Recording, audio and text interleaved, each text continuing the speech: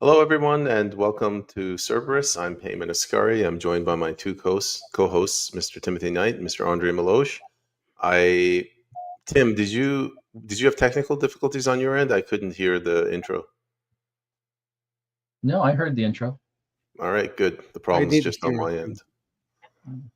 You're in the US. Huh? It's the tariff. The tariffs, yeah. Sunspots. Tariffing the radio waves.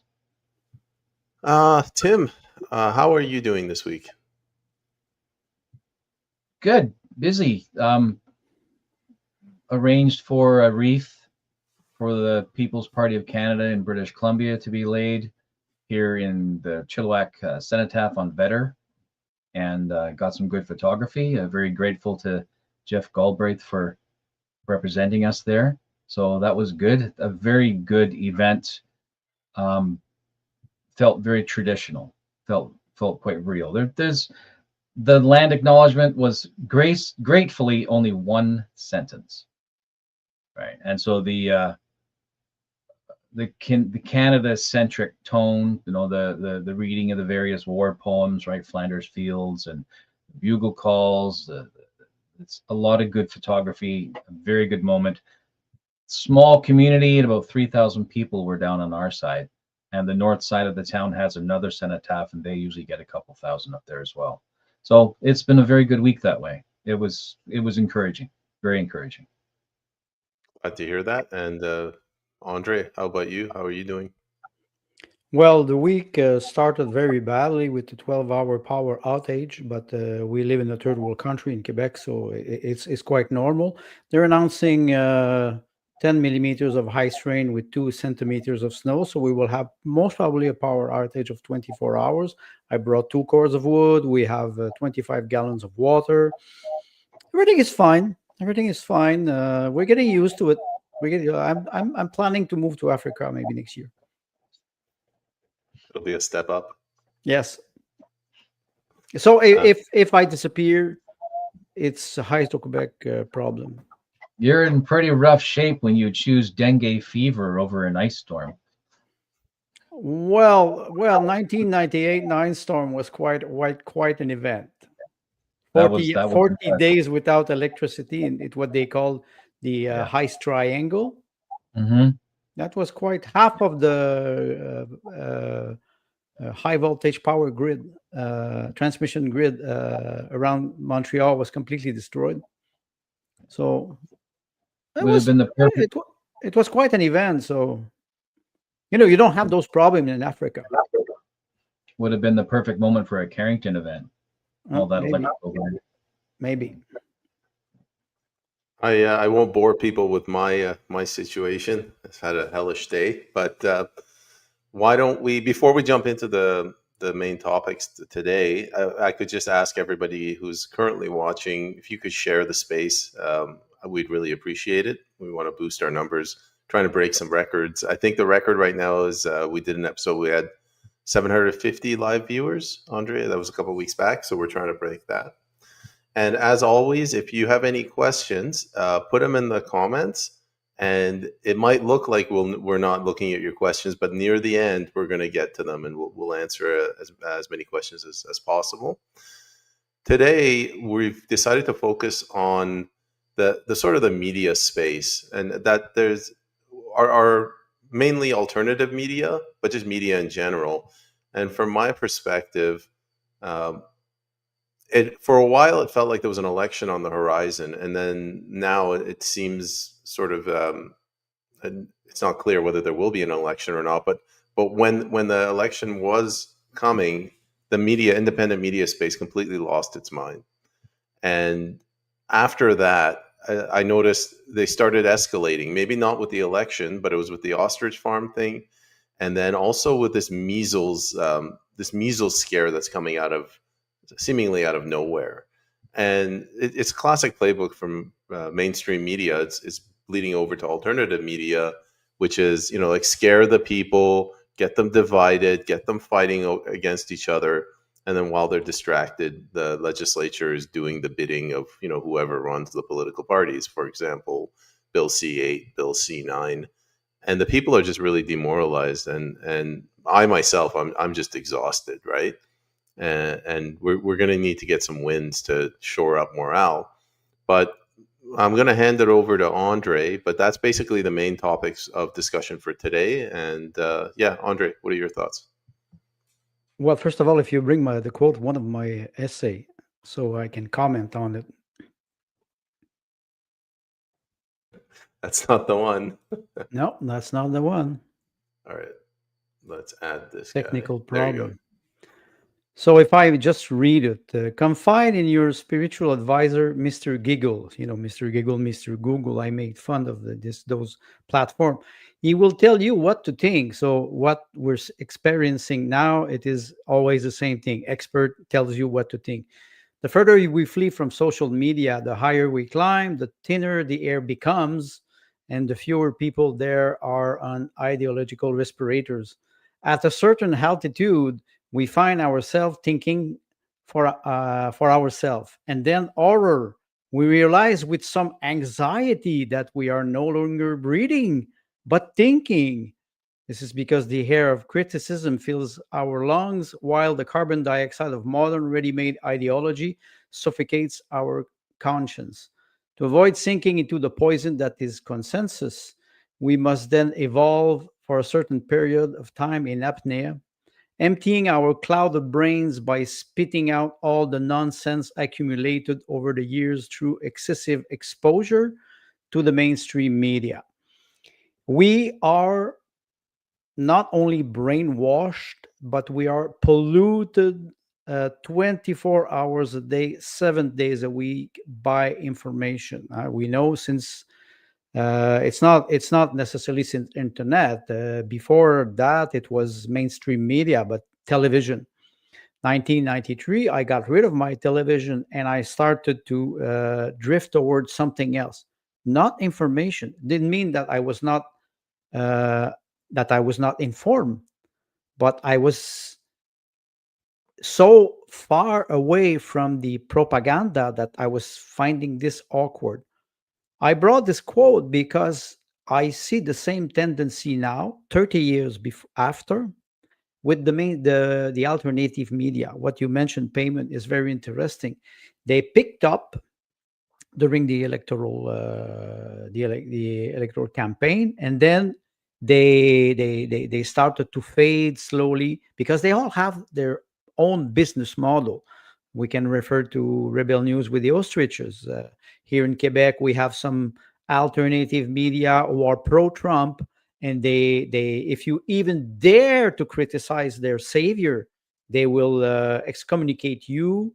They will crucify you, and there's no such thing as a rational debate. So I will not talk too long because maybe we will talk more about the model of mainstream media and compare it with the model of alternative media, including what we're doing at Cerberus, and how it affects people, how people can recover a sense of rationality so they could at least disconnect themselves, or when they receive an information, take a little bit of distance, think by themselves, and after that they can forge and create their own opinion.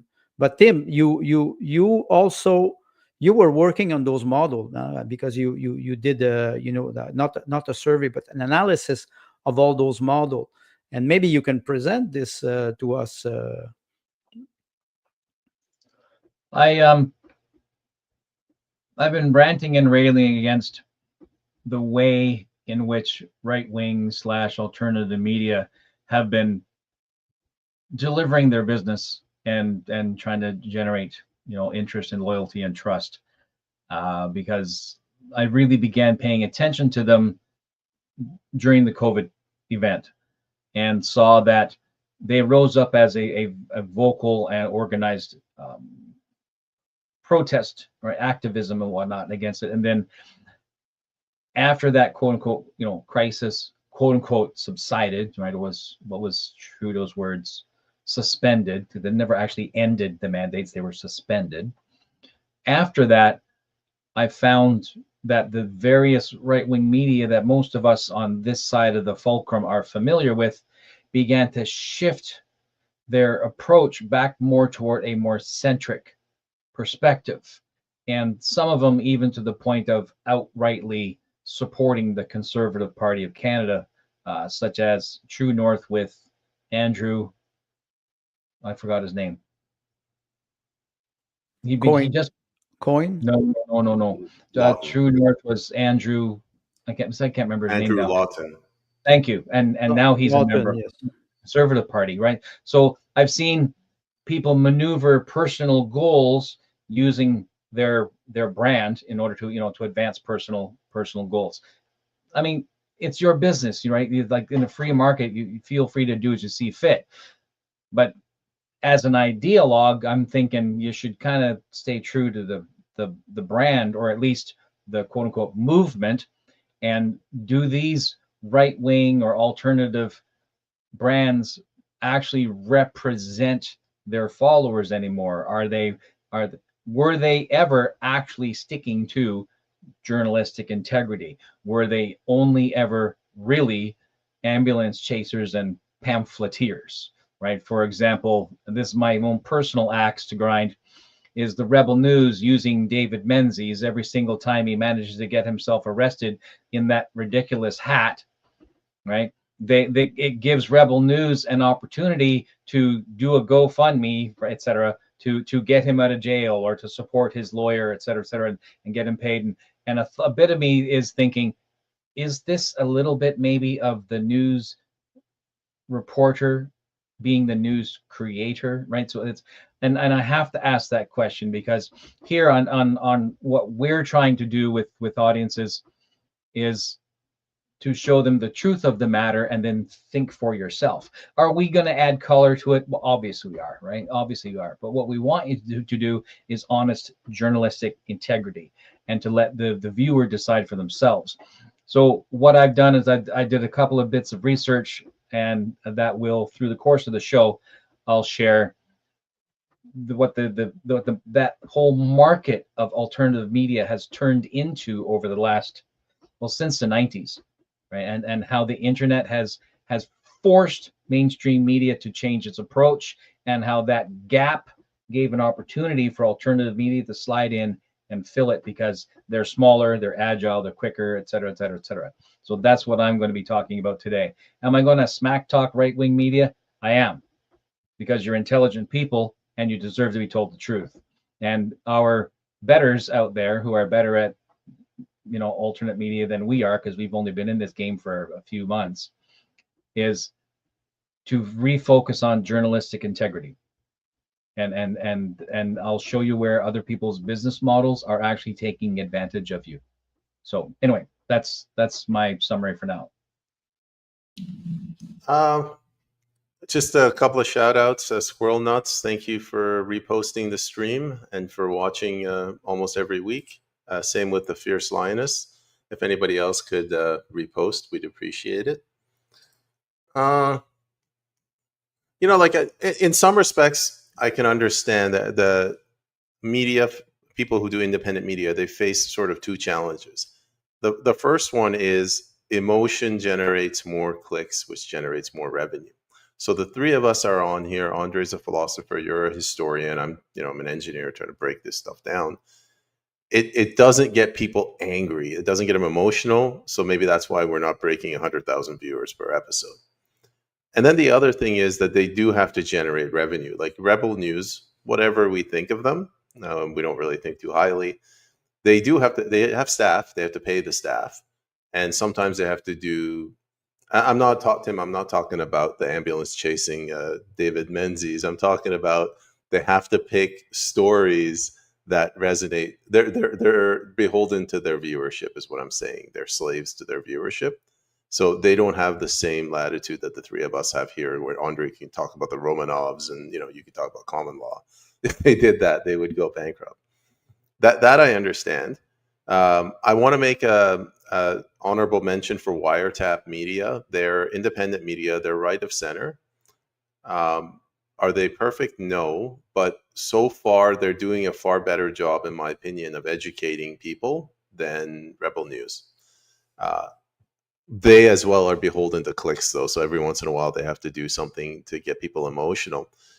One other thing I'll mention: seemingly people have come out of nowhere, and there's one girl, her name is Jasmine. I can't remember what her full name is, but she manages to land the US ambassador to Canada, and she like she came out of nowhere. That you don't do that. That's not natural. And I was told that she has a #1 podcast in Canada right now, which is again not normal. So she has a media background. She had a Rolodex. She comes over. She's got money behind her, and this is not organic. This is not grassroots. The You two might, I don't know if you know this. There's a gentleman named Mario. He does podcasts. He floats his face on top of video, and he gives a breakdown of it. Now, he's a cheerleader for the Conservative Party, but I can't fault him too much. At least he's doing something to educate people. He's not taking it one step further like the three of us are doing, to try to tie it into philosophical aspects, or getting Charles Fichtner in to tie everything together, give a vision.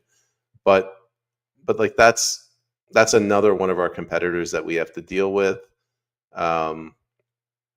But yeah, it's a very seedy environment right now. The ones that are honest, like the three of us, Jason James, my other co-host Chris Erickson, JP Berg, we're coming up, but we're getting out. The competition is winning. We're not. Go ahead, Andre. Well, they're not winning. It's a marathon. So who will win after 26 mile? We can maybe we will see the turtle or the rabbit. Don't forget, you were mentioning Jasmine. I forget. You don't know her last name. She's you said she has a background in journalism. That's strike one against her. It doesn't help necessarily, because when you have, for example, bachelor's degree in political science, politics is the art of language. Science is a process, a rational process. So you having a bachelor's degree in political science is not. It doesn't help you think rationally. You mentioned another thing that is important. You were talking about the emotional aspect. Of course, it's their business model. And, we have this concept of the black pill, the red pill, the blue pill. I think you, Tim, and I, it's the sleeping pill. We make people Skittles. Those advertisement, those commercial about Skittles are very funny. But more seriously, media, the medium is supposed to help you go through something, an event, that the medium that you have when you see a thunderstorm, it's your eyes, your ears, it's your sense. So you have to use the medium as a way to understand the reality. The mainstream media, we say it, the expression says it, mainstream, centered. It's supposed to be, mainstream should be unfiltered, direct, delivery of the event. The media they created, so there's always a bias. If you compare this with the alternative media, they have the same bias. And the bias in the Western world is money. It is not complicated. CBC, it's a crap media. Since as national media, Radio Canada is the same thing. Even if I don't watch them, finally I have the same information that everybody has, because I don't need them. I can cross-reference all the information that I go and find for myself, and then after that I have a rational opinion about it. Mainstream media, they're not reporting nothing anymore. And now the problem is that alternative media, they're copying the model. because it is a business model. They have to make money. Let's be honest. We're not monetizing Cerberus, and we have a freedom that most media don't have. In literature, a writer that did not publish doesn't have any readers, so the reader don't have any expectation. There's a concept in literature, the horizon, expecting horizon. I published the first novel, and my reader, they like it, and they say, oh, that's the style of Andre Meloche, I like it. When he will publish his second novel, we expect this and that, and then suddenly I write something completely different. They will say, wait a second, I will never buy this book again. So we don't have this. We have this freedom. Alternative media, they don't have it, or they're losing it through their business model. And mainstream media, they certainly don't have it because they're financed by the government. And so they are just an organ of propaganda for the government. And they expect us, that's why I was making fun with the quote about Mr. Giggle and expert. They tell you, shut up and comply. Sorry, we don't live in a free speech society. If somebody tells me shut up and comply, I will end on something. 2020, with the COVID mandate, we understood very well where they are. They are accomplice of criminal that are in the House of Commons. So if we don't say it, nobody will. You can believe me or not, but we saw a lot of people lose their job. We saw, it was horrible in Quebec. It was horrible in Canada. Most probably Canada was the worst place on the planet for the COVID mandate. So the mainstream media are burned. Now, what will happen with the alternative media? Maybe, Tim, you will refer to this, because comparing them, you with this analysis, we can see the differences in the characteristic of each of them.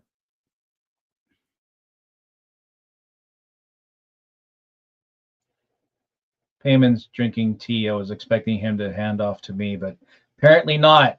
I'll pick up my Skittles and keep moving. So, pressing in on this idea, the research, I ask AI a bunch of questions, and then I pick on it until it gives me something that's actually repeatable to a public audience that doesn't look like slop, right? Although sometimes slop tastes great because you don't really care, because Skittles. But generally in the marketplace are three different types of business models for modern journalism. And one is called the mission-driven nonprofit.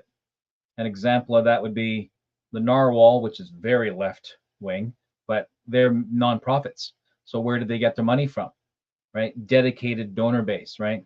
Another would be the Tyee, which is so remarkably effective out here in British Columbia that it actually gets news awards from mainstream news, right? But that is also a nonprofit style construction, and it can dip into political speak because of the way it shells underneath of a nonprofit, and that's a different conversation. But so that they're these, let's say, leveraging the registered journalism organization moniker. So then what us on the right will say is, oh, they're bought and paid for by the government, and that immediately creates an actual a distinction between the us and them, and the mere us and them, which is still part of the team sport ideologue, right, discussion that we're watching happen in Parliament, where they appear to be at odds, but they in fact are not, right? That there is a two wings on the same bird effect. And the for-profit disruptors. So we're looking at Canada Land, which is an older one, and it was Canada Land that broke the WE scandal, and they're a for-profit model. So so they get their money directly from either from subscribers or from external donors or from fundraising events, etc. But they are for-profit. The partisan ideologues, and these, we usually say partisan, we usually refer to the left when we talk, we use that language. But here, is distinctly saying rebel news, post-millennial, etc.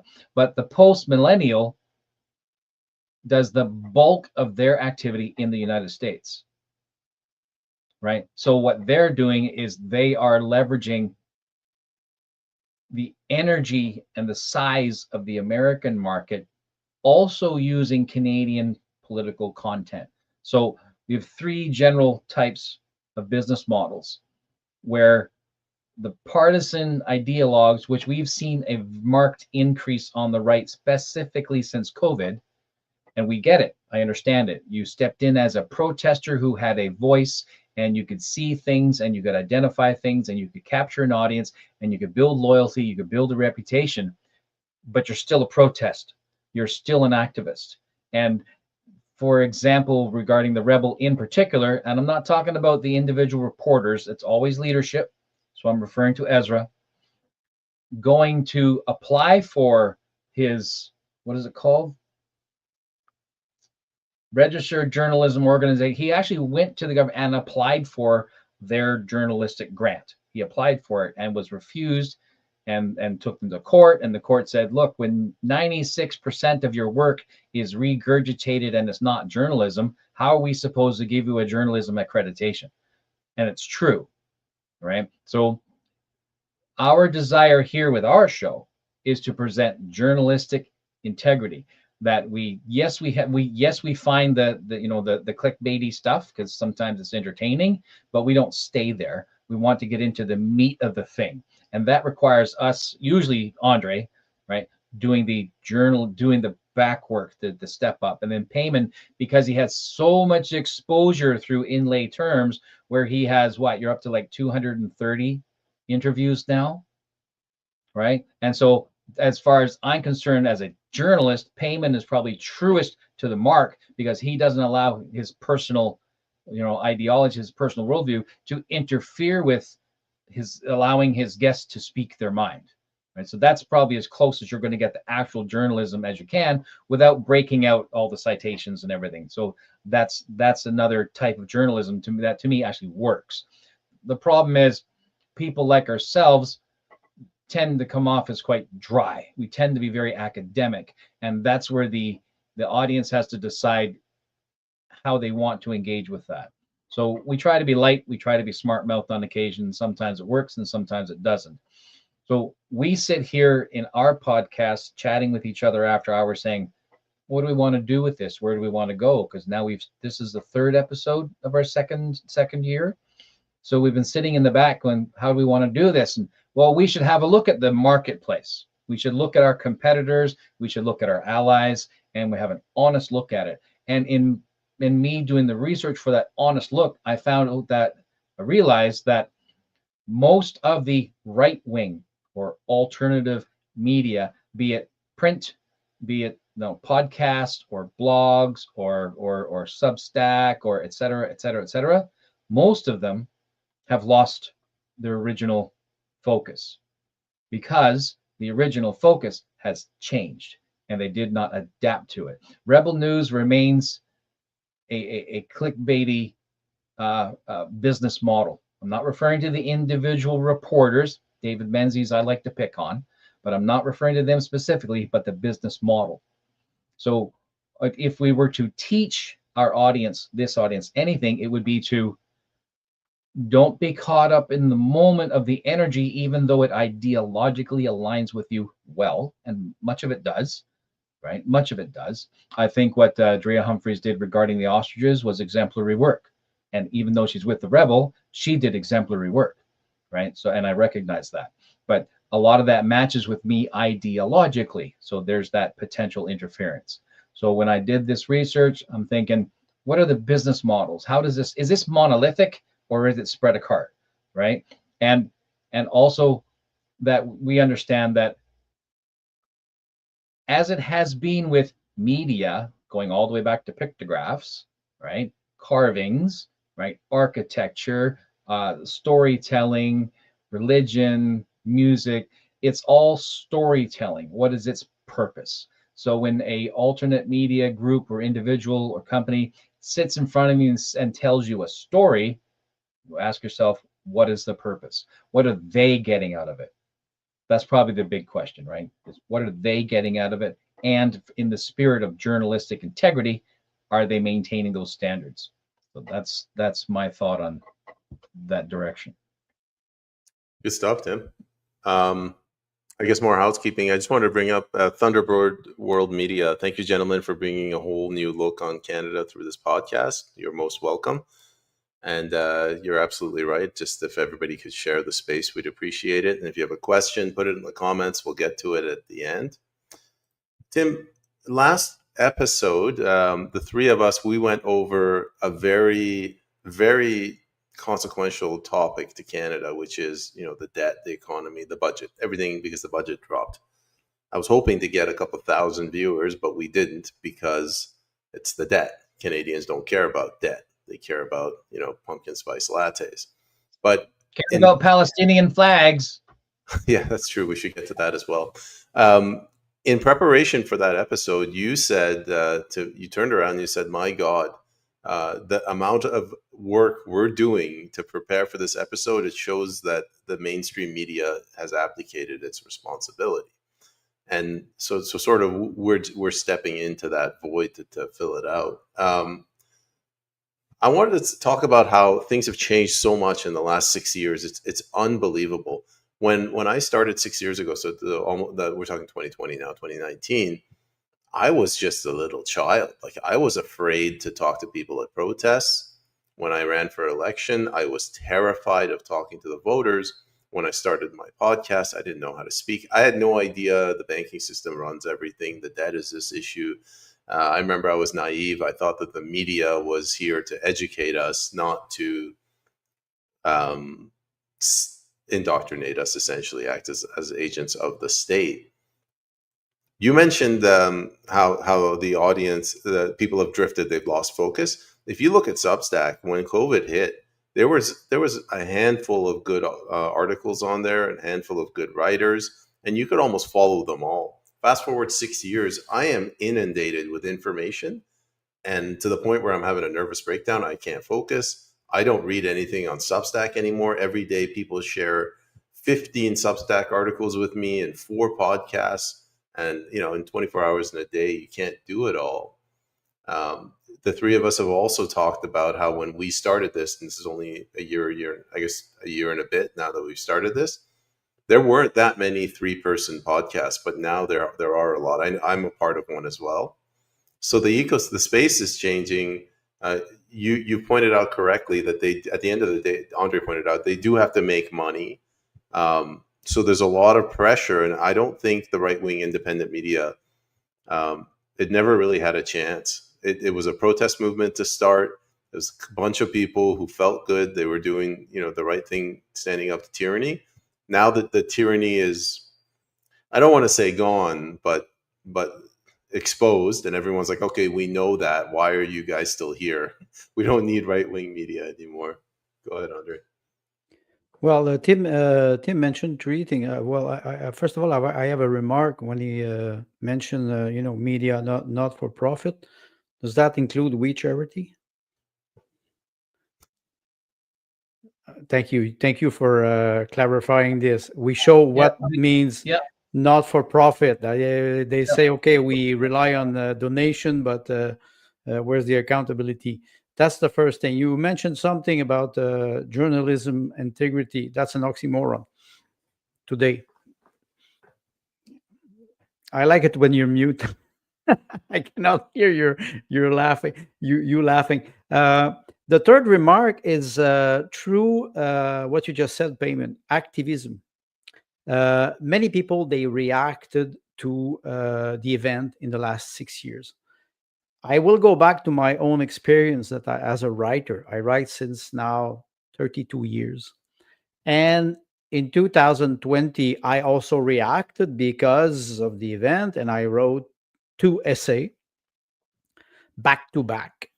The first one, 350 pages, the second one, practically 300 pages in 3 years maximum. You can imagine the amount of energy I put, and they are very funny essays. They're not, I don't consider myself a very serious writer, but anyway, the idea was it pushed me to write more, and I engaged with the People's Party last year. This is where I met you because you invited me. I was not watching YouTube Rumble, Odyssey. I was not on Twitter. I was not on. I was not. I was nowhere. I was. I was a ghost. And because I wanted to run, I said, okay, I have to. I have to pick up a little bit. We arrive at a point where we have to ask ourselves, what do we want to do with our life? The idea in 2020, with the rise of the People's Party, and I think Tim mentioned mentioned it many times, the fact that they were a protest and then they moved to activism. They did not evolve toward, I would say, a structured party. So, and they end up, in the dead end. Look at alternative media. They acted the same way since 6 years. And you said it yourself, Payment. You didn't have experience, you were shy, but you gained experience, you matured. You matured. So those media, if they want to survive, those alternative media, if they want to survive, it's not only about money. It's what Tim mentioned. Okay, I made a joke. Journalism integrity. It's an oxymoron. It can be otherwise. It can be something serious. People can be serious when they deliver information, content. The three of us, we try to be serious. We try to be funny. It doesn't always work, but we try at least to be honest, and we say it. So alternative media, their success will rely on integrity, honesty, and modesty. Let's be modest. Also, we always say that we don't know everything. We present one aspect of an event, and then we can have a debate. It is funny because a man today came. They sell fish. They go with the truck, and we start to have a conversation about why I could not buy fish because I have power outage practically every week, and we drifted very fast toward a political aspect. And he said, "You know what I don't like? I don't like because the extreme right and the extreme left, they don't talk to each other. There's no debate." And it hit me because I was telling myself, even us, we cannot have debate with the left wing people. We're stuck, and that's why it's dangerous because those alternative media, they have this. Yes, go ahead, Tim. Sorry. You can't have conversations or debate with leftist people because communists aren't people. Well, I do agree that you make this point, and I think it is important. But we arrive at a point where we have to question ourselves: how do we face information in 2026 soon? How do we face information? Because you said it yourself, Payment. The fact that we are bombed with information, we we can make a burnout. It's quite easy when you work too hard, when your head is saturated with problem events. You will arrive at a point where you will break down. It will be a nervous breakdown, and this is dangerous not only for podcaster but for people. I always advise people, disconnect yourself. This take some distance to appreciate reading a book, taking a good book. You cannot read all the literature in the world. It is not possible. You will choose things that you like. You will choose things that will appeal to you, that will make you do an effort. Today, the danger with AI also is this: people don't make an effort anymore. The danger, and I read an article, was very interesting about AI. The AI will always present you a summary of the things, and you will not go to the website to read the long article. And this is a heavy tendency. So I advise people, try to disconnect from mainstream media first. Then with alternative media, you can be faithful with people you like, even if you disagree with them. And try also to take some distance, because media information is one aspect of reality. Tim? No, I was going to wait for you. You keep passing it off. Go ahead. Do something. Oh no! Oh, you want me? I wanted you to follow up with what I wasn't listening to Andre. I was going to do another thing. You follow. Go ahead, and I want to follow up after you. Okay. So one of the things I think that, and we are conservative minded, and we actually tend to be more toward the edge, right? More right than simple conservative. I think the three of us are of a like mind in that. A hive mind, JT. We are a hive mind of right wingers. I think to myself that we often make a very simple split, right? We tend to be very, what's Jordan likes to use the word resolution, right? A very low resolution. And we say, well, if they're getting public money, then they're shills. And if they're independent, then they're good. And so we use, if you're a shill, you're a lefty. And if you're independent, you're right. And then this is how we decide our fulcrum. This is how the truth is not as simple, because I just made myself a little matrix. I'm going to have to draw it out later and drop it on X and have someone else accept responsibility for making it.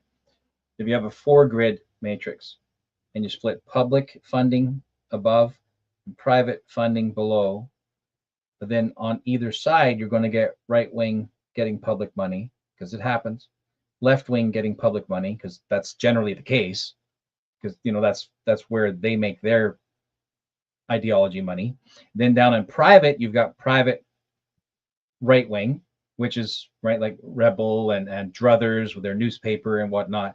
And then you have private left wing, because that's the nonprofit, which is like Tyee, which is very left, and Narwhal, which is environmentally very left.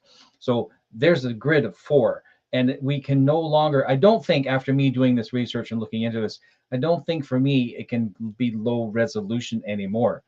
And based on this, I'm, as a business person and as a consultant, I'm reminded again and again and again, any operation lives and dies by its business model. And if you choose the wrong business model early and then you invest in it, you become entrenched. And the entrenchment makes it very difficult for you to adapt when your window of opportunity moves. Good old Overton, right? When the mandates were suspended, all of that began to move out of line of sight of the general public.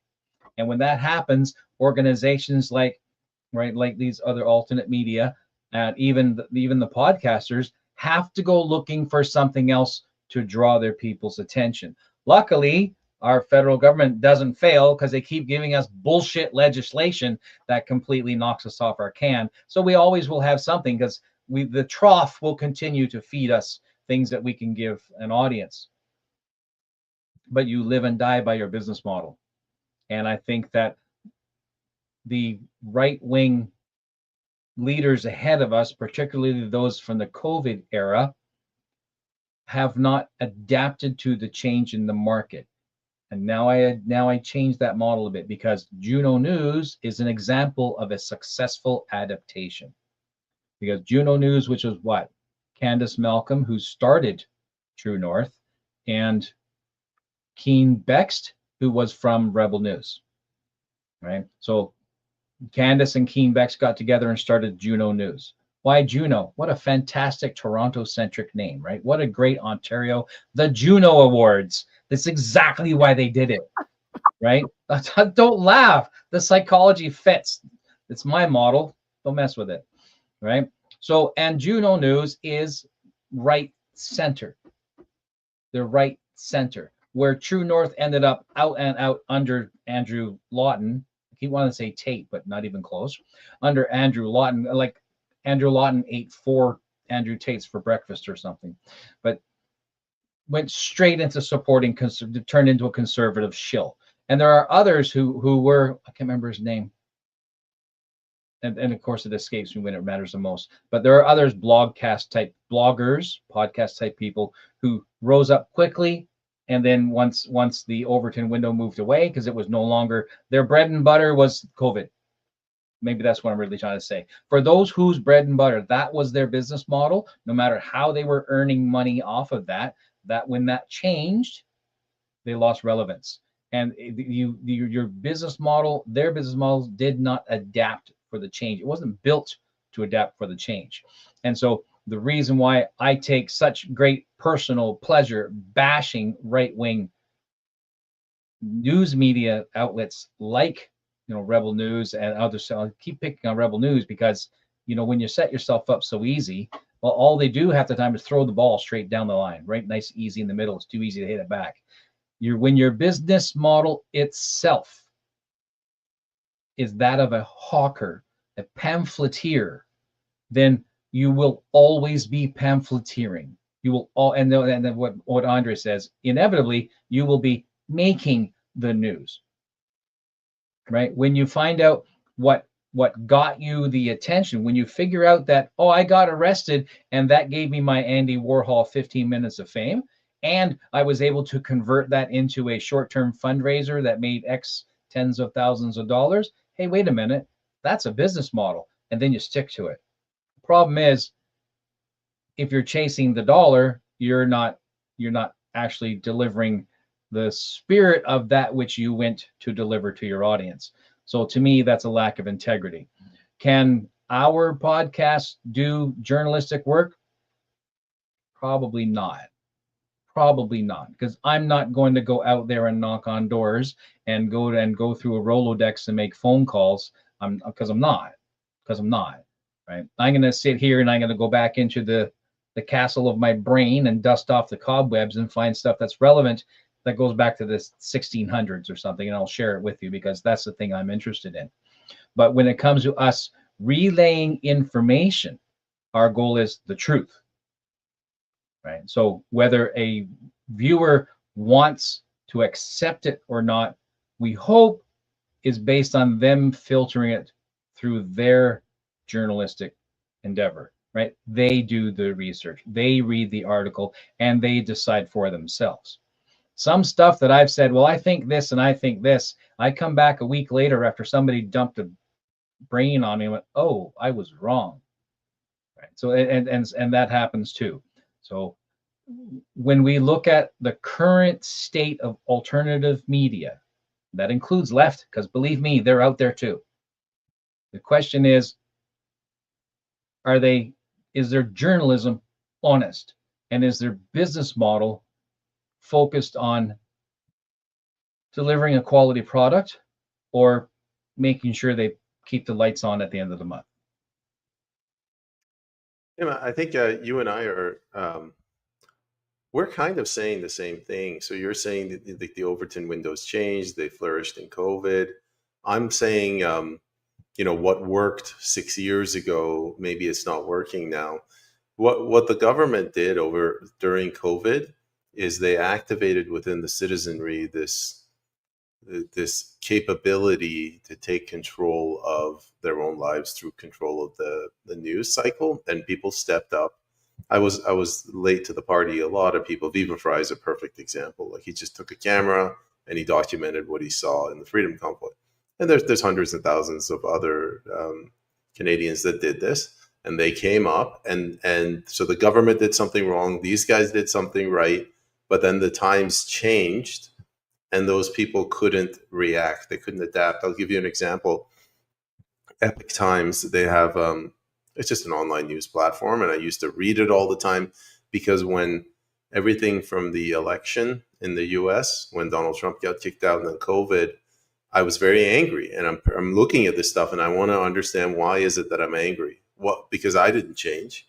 It's not like I hit my head somewhere and then I got a psychological issue. The government is doing something to me. So I was going on there and I was investigating, and I would interact with other people in the comment sections. Jeff Sandys he's a writer for the Epic Times, and he came to me and he said, for some reason, this is like 2022, 2023, he goes, no one's really interacting on the comment sections anymore. Well, the anger kind of dissipated. It went away.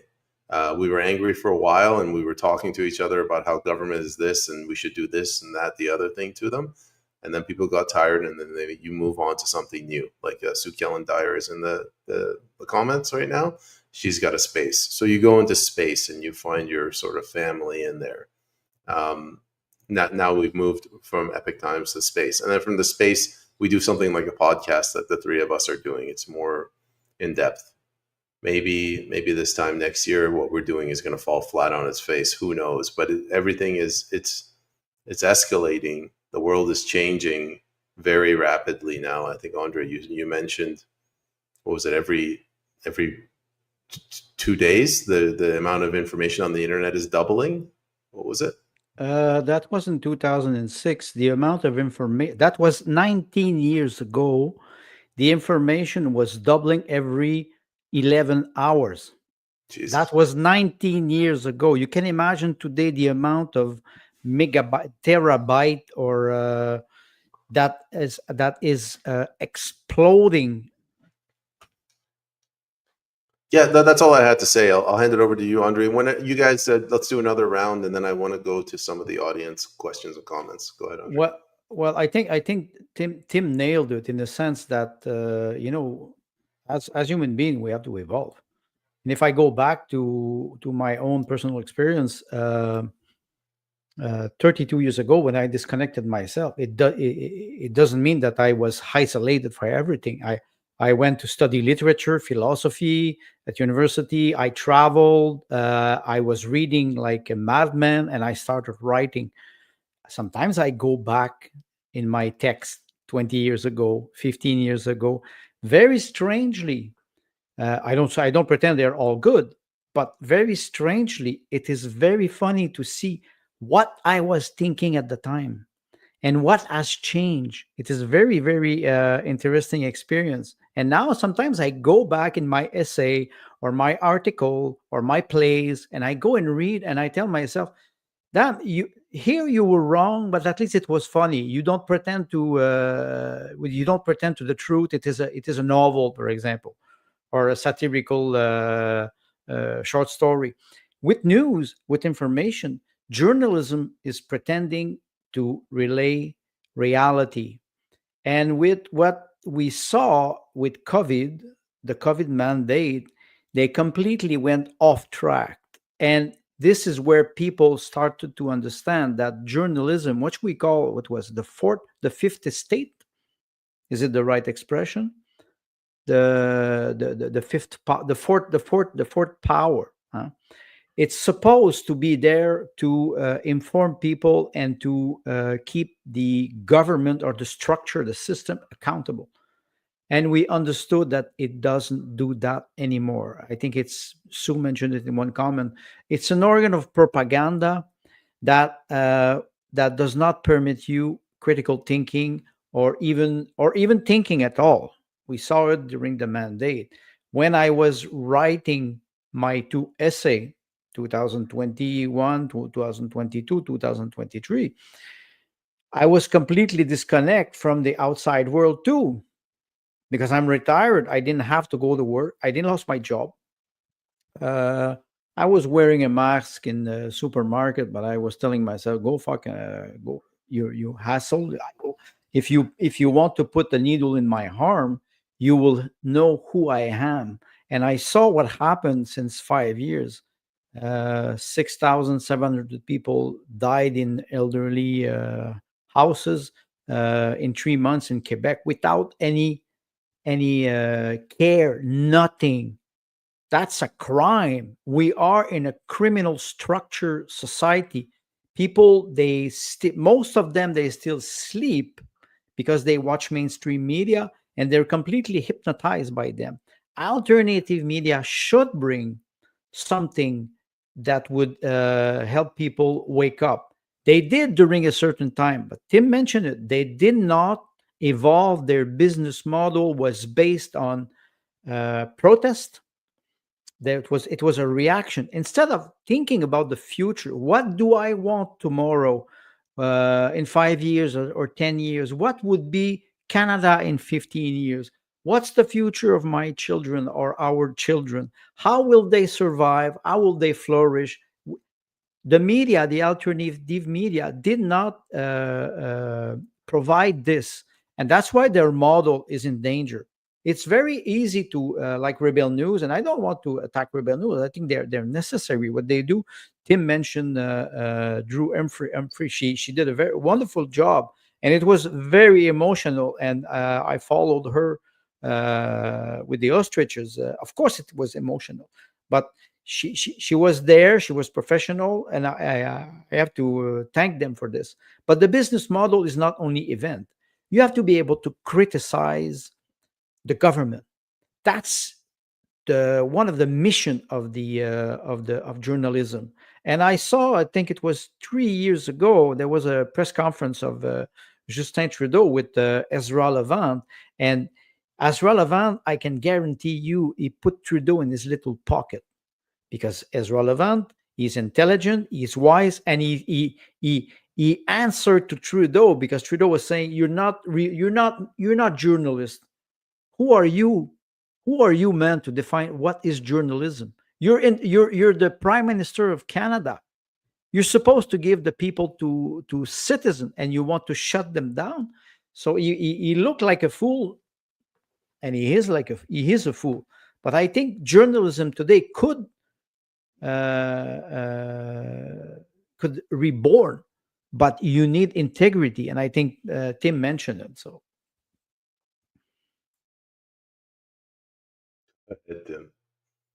I thought I could get you into talking again. All right, fine. Andre's right. And I suppose journalism, or we should say the newspapers, let's go back 100 years ago, 200 years ago, 300 years ago, they all did exactly the same things that we're experiencing today. Because you go back into early America prior to the Civil War, newspapers had like one town could have 12 newspapers being printed in it, with 600 subscribers here and 300 subscribers there. The fractioned space of news media back in that era was crazy, even into the early 1900s. There were many news outlets, and grant you that they were either in radio or they were print media with newspapers prior to the magazine, because the magazine is also another media, right? So these, in the earliest eras, they were all small. They were all fighting against each other even. And you can read it in early American history, where it's very obvious that the writer of one would have been a failed Republican candidate, and he has a newspaper and he tears apart his enemy Republican candidate who won. And what's an example? Citizen Kane shows you what that looks like, right? Excuse me. We're experiencing the same thing today. So Solomon is right. There's nothing new under the sun. One of the things that I've had to learn, I'll go a little bit too personal for a second.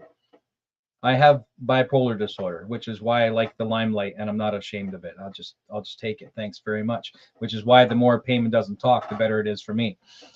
But one of the things I've had to learn is, rather than quickly react, right, to external stimuli, is to take 3 seconds and think to myself, what is their motivation, right?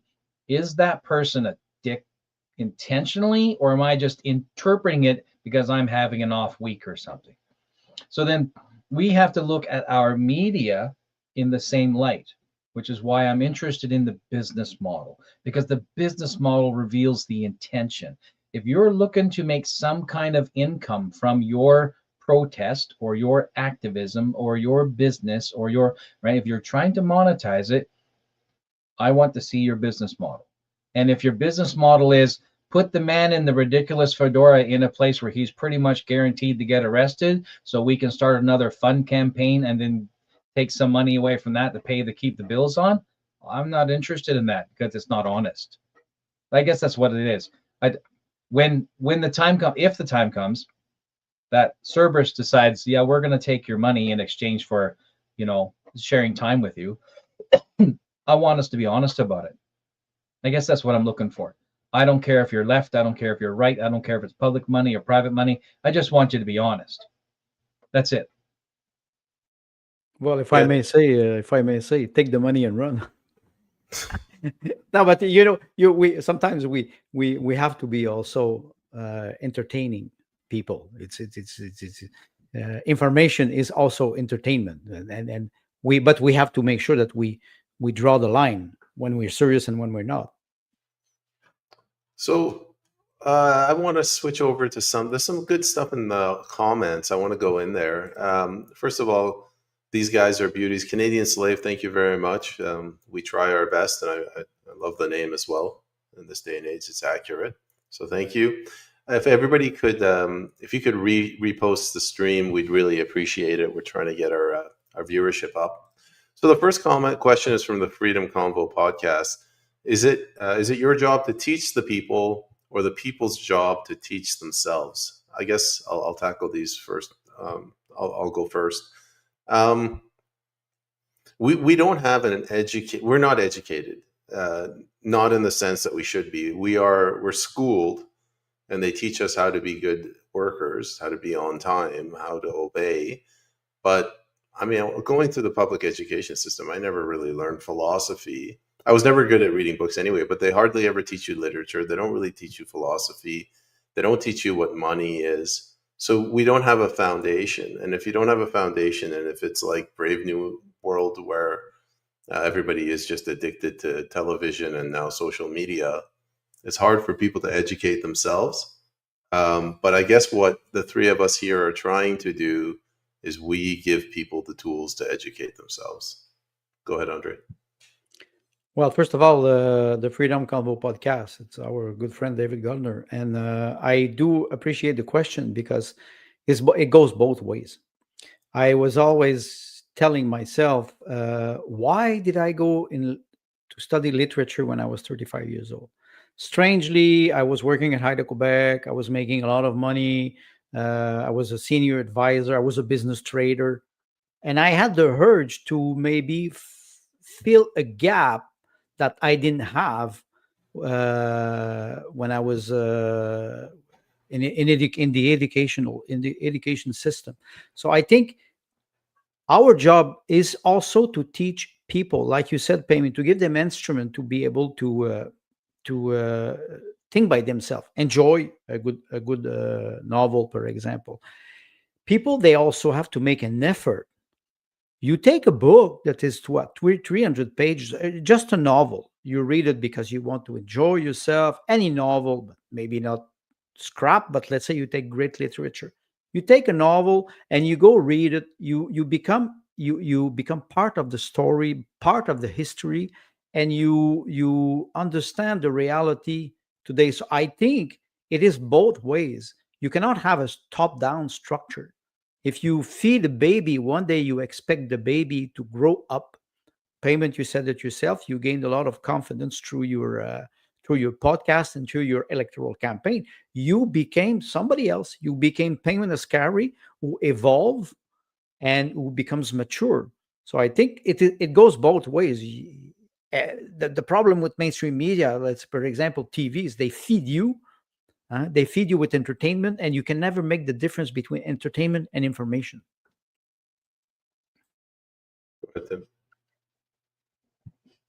I find that what the three of us have done, knowing that you, the audience, are out there, is, with the exception of the stuff that would get us censored immediately by YouTube, when we chat off screen, we're pretty much like this. And when we have been involved with and in other groups and other combos where we've been near each other, those relationships are pretty consistent, right? So there are some elements here where we put on airs, but because this is a show, this is theater. There is an element of theater, and we play and we have fun with it, and we do our little thing, right? And so and we take advantage of that, because if we do it right, there can be an entertainment value in it. And you come back and see how much we make fools of ourselves the next time, because you dangle the carrot and I'm probably going to jump up off my chair to get a bite. In all of that, so generally then we're hanging out and we're telling stories.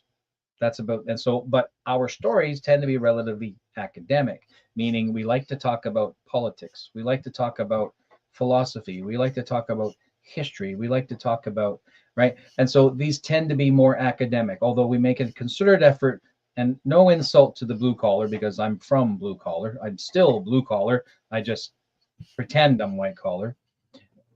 We tend to have our conversation, the language at that level. To accessibility is the word they're busy telling us what it has to be these days. if somewhere in our conversations and sharing this information, what we think, what we saw, what we heard, that you gain new information and are taught by it, great, right? Great. Because you can teach some of the people some of the time. You can't teach all of the people all of the time. My goal is not to teach you, right? My my my my honestly, my goal honestly is a year and a bit ago, Payman and Andre and I were in another channel on Telegram, and Payman said, "Listen, I was thinking of putting a podcast together with three of us. Would you be interested in doing it?" And I'm like, "Well, who with?" And he said, "Well, Andre." And I'm like, "The frog?" Right? And he said, "Yeah, sure, why not?" And, and here we are. And here we are. So I don't want that to ever change. And if we did find a way, to monetize this, to make some money at it, then our production values will obviously reap the benefit of that. There will be considerably more research, and we're already talking about ways in which we can actually provide, written copy of our research so you can get it yourself, et cetera. And how do we paywall that? Because nothing should be for free, blah, blah, blah. So we're having all of those conversations. But it's because we like doing this. We've been doing this. This is 52. I think this is episode 55. I've missed 2, right? And I think that's pretty much the same for all of us. So, and we're not getting paid. And this takes preparatory work, right? It's not me so much because I like the improv element of it. I like the shock and awe bit, but more so now. So if as we move forward and gain, well, as you people start asking better questions, my God, like pick up the game already, right? Then all of us will elevate together, right? And we always will be solutions based. Do we want to do the whole amygdala thing, get all excited and panic about fucking Palestinian flags in Toronto? And do we want? Yes, of course we do, because we understand the value of clickbait and having a laugh at Babylon, because dumber than dirt. But then we want to go into it and say, okay, now here's how you can support your family through this. Here's how you can make sure that, when the bread line starts filling up, you're still going to get bread. That's our ultimate goal, right? So how to teach people? I guess. Payman, it's your turn. I thought I already answered. I went first. Nice try. I already addressed that. Well, Uh, I will just react 30 seconds to what Tim said. We Cerberus at the improv or Cerberus at the gate now. I also, and this is for the viewers, I suggest to those two gentlemen to drop the frog and to hire an English Canadian speaker, so they would increase 30% of the viewers. They refused. So thank you. it's astounding. My memory is so bad. I don't recall any of this. We could just be making all this up for all I know. We are making the events.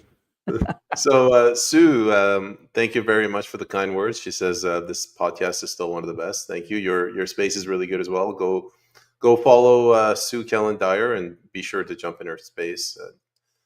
Get your finger on the pulse of Canada. So Sue Kellen Dyer says journalism is dead in Canada. I'll share a story. The gentleman I referenced earlier, Jeff Sandys of Epic Times, he's a journalist, and I've had him on my show a couple of times, and we were talking, and he gave this really good story. He goes, 20, 30 years ago, you're at the bar with your buddy, you're having a beer, and if you have a political disagreement, you say, this is why I support this, and the guy says, this is why I don't support it, and you have a disagreement, and then you cheers and you continue. He goes, today, like if that happened, if you had a disagreement, you would be like, well, F you, and the other guy would be like, well, F you too, and then you'd leave, you'd never talk to him, he'd leave, you'd go get another circle of friends, and the other guy would get a new circle of friends. He didn't really mention why that is. It's a psychological thing that's changed, but that was his way of saying, there is no more and he's as a journalist, there's no more journalistic integrity because people are so polarized. Go ahead, Andre. Well, I can refer to, you were referring to David Mendes or Drew Humphrey, and there's another person I like a lot is Alex Salavois. from Rebel News, and she's covering many events in Quebec because she's French. She speaks French. She speaks English, and it is quite funny because the idea of journalism would be to be able to cover an event. She goes with a camera, and she's always aggressed. And people, they arrive and they say, and they all have their mobile phone, and they say they film everything, but don't touch me, don't touch me. And you say, wait a second, wait a second. Exactly what you said, Payment. Journalism is dead in a sense that you cannot have a debate.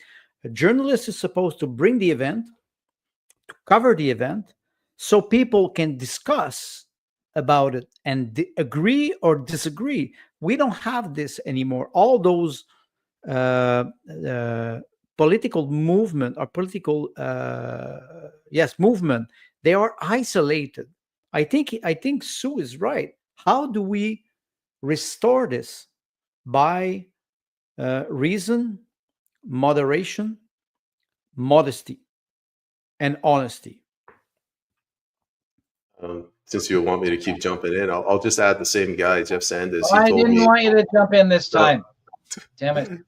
too late. He said, like the purpose of a journalist is to go in and get the facts, get both sides, and present it to the people to make their own decision, not to shape people's minds. Go ahead, Tim. So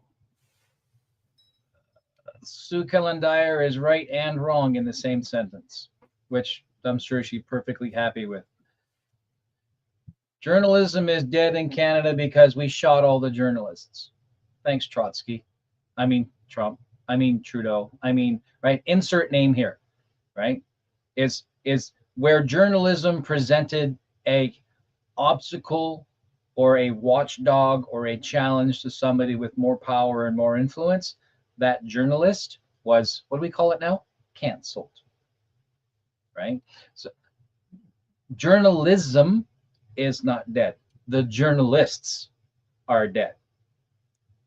And in their place are these sycophants, right? So mainstream media are sycophantic to a fault, sycophantic. And they're sycophantic to their paymaster, which means if the paymaster sends their watchdog onto some right-wing media or some right-wing event or some whatever, that's exactly what they're going to do.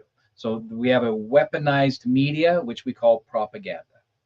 We call, on the right, we call it propaganda because that's the word we like to call it. But on the left, they call it propaganda too. So we still haven't figured out what's actually happening. But we've absolutely weaponized public media. It's absolutely been weaponized. And it's been used under the skin mask of actual journalism. If you're all familiar with the concept of the skin mask, right? Which is a complete necrophiliac representation. So if I keep saying things like that, I'm going to end up sounding like one of Andre's characters in one of his books. Be like one of these romantic, self-deprecating, horrible creatures who is ultimately a mirror of ourselves.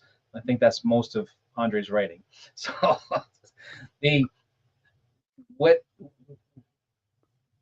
if our business model is journalism, then the integrity and trust built over time by delivering that will pay, and people will be able to make an income at it, right? And so that's my thought as far as where Western right-wing, even centrist media should go, is aim for, right, to aim for journalistic integrity.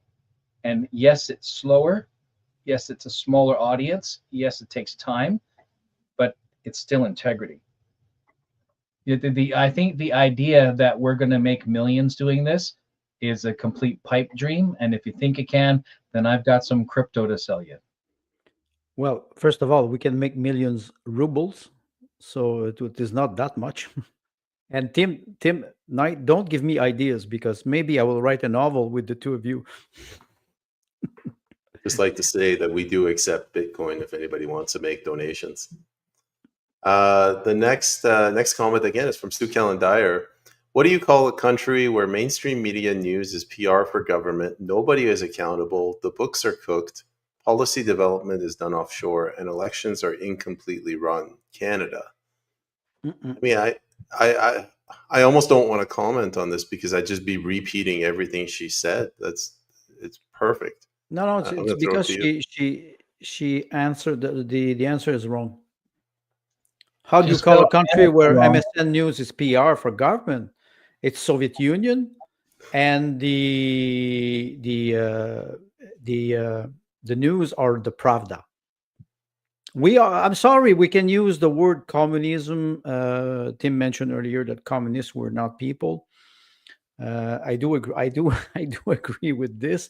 But when we mention the word communist or we mention the word fascism, we put a category on something, and it doesn't help if you accuse somebody of you're a communist.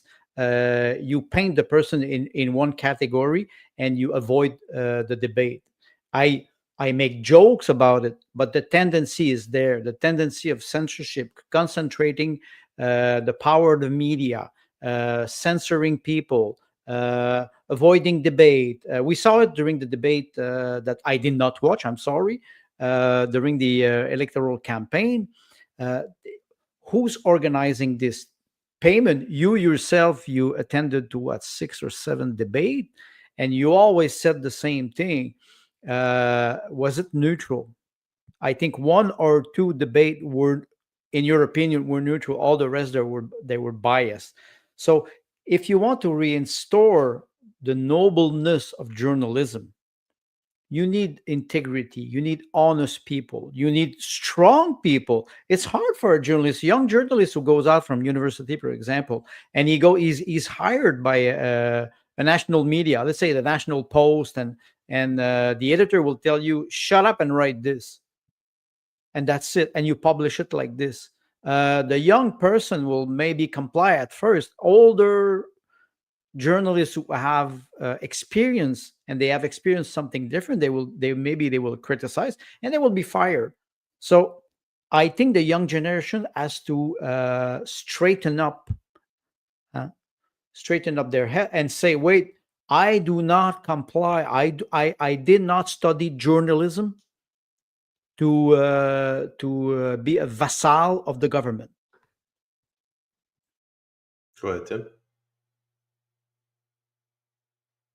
It just gave me a business idea. I'm gonna make a tiny little app, and it's just headlines and just subtitles. You know, like the little 1 sentence summaries that they're doing nowadays. The title is like 12 words long because they're trying to sell you, knowing that you're not going to read the article anyway. So little subtitle and subtitle, and then I just push it through an AI news aggregator and just have it scrub titles and summarize them and pump them out. And I'll call it slot media, and I'll charge people $1 a day to read slot media, and it's not actually news. It's just headlines and subtitles and a click to, I don't know, some girl selling Bitcoin or something. That's it. Done. Um, so Sue, I see Sue's got the bulk of the comments as usual, but I'm going to skip ahead over her comments. Maybe we'll come back if we have time. JT says the unification of government, corporations, and the fourth estate is as fascistic as it gets. Originally I read it as fantastic as it gets. The fourth estate one, the media, it's been usurped. It's been hijacked. So they're using our tax dollars against us. I wouldn't say that's a unification. Sorry, it's not a partnership. I know you didn't use that word, but they took it over. Like they're using our tax dollars to create a monopoly for government propaganda. But the government, the corporations, that's all I see now in Canada. Like the people have no representation. Racketeering. That's the model. Racketeering, and also asking for compliance. When you threaten somebody to fire the person if the person does not comply, this is, first of all, it's blackmail. And most people will fall for it. We saw it during the COVID mandate. Many people took the shot because they were forced, And so I can imagine young journalists. I think there's a lot of people who disagreed, but through the event, you have to comply. So if you have to comply, you become accomplice. It is not a joke what I'm saying. Nuremberg trial. Huh? I did not know is not a defense when you are an accomplice to a crime, and that's what happened. I think there's a lot of journalists today that regret what they did because they were forced to do it. I think the GT is right. The tendency is there. The tendency is there about fascism. Can I cut in? I'm going to make a sensitive reference. Hashtag Me Too. Right. So Yes, what yes. happened? And regardless of the severity and the horrendous nature of that whole culture in Hollywood and other similar places, I'm going to sound really horrible when I say this. You cashed the check. Accept a degree of responsibility. So the journalist who says, I didn't have a choice, this is a Nuremberg problem, I was doing what I was told, you cashed the check. Right? Dale just made a comment. I want to pull that up if you can, please. That's because we are allowing our power to be usurped. Oh, look 120, an hour and 20 minutes before I had a rant. Here we go. You cashed the effing check. You were a journalist. We trusted you. You had the nice car. You had the pretty clothes. You had the nice watch. We gave you a position in upper middle class Canada, and you cashed the check. I have no respect for you. I don't care who you are. When you throw terrific theater like Don Cherry under the bus because he made a simple, honest to God encouragement to Canadians to respect our war dead, when you allow that man to be thrown under the bus like that, I have no respect. Right? The Communist Broadcasting Corporation cashes the check every day. And that it will include Global, it will include CTV, it will include all those sub channels, it will include, even National Post, they're trying very hard to regain a centrist position. F you. Same garbage. F you. I have trouble with Brian, was it Brian Tilley? Brian, you know who I'm talking about. Toronto Sun. Brian Lilly, I can't remember his name. But Brian Lilly. Yeah, trying very hard to hug a centrist line. That's fine. As a journalist, I can appreciate that because we're calling you to push the rock up the hill, knowing that it's pushing. We know that, right? So if you can, as a journalist, maintain that integrity and say, you know what, the left is pretty left, and this is how, and this is why. So we want you to be educated and to know this. Oh, and by the way, the right is pretty right, and there and this and that and this, but we want you to know that. I, as a journalist, am not a judge. I am not a jury. I'm only identifying what they did and its impact, right? Its effect. That's a journalist, right? So all of these other shills who cashed the check deserve what you get. End of rant. So we have somebody that disagrees with you, Tim, and it's quite cross with you. And his name is none other than Tim. So Tim says, that's not nice. I have friends in Quebec, and I've had tons of people on my farm from Quebec. I think it's back when you called Andre a frog. But he's just joking. I haven't made any jokes about how good frog legs taste. well, yes, they are. They are. But Tim, thanks a lot. And I follow him, but I've listened to him many times. He's a strong man, and I would say something toward what Tim just said. Which Tim? Yes, Tim Knight.